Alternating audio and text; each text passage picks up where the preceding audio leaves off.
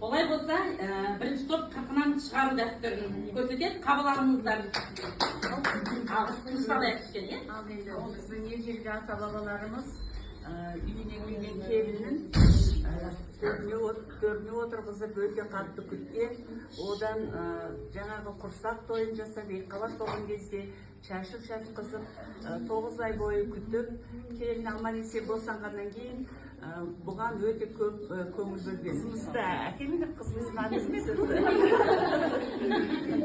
Мынау қызымыз міне бұл кішкене кезінде бұл туғанда тігісін сыртына қаратып осындай ит көйлек тіккен.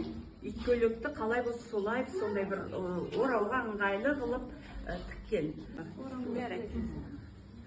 Қызымызды құрғатып, енді бұның шашын ер адамдар алу керек екен енді. Ауыртпамай жақсылап алыңдар. Айжан апай, сіз шашын алға.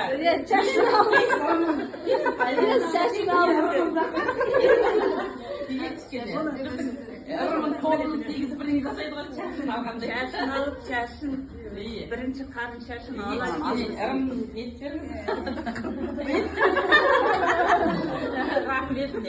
Біздің қазақ халқы қарын шашын алады екен. Өйткені қарын шашы алынбаған сол адам болып өскенде бұл көз тиіс болады.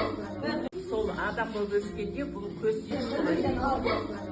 Қонақтарымызға құр үйде құр шықпайды ғой.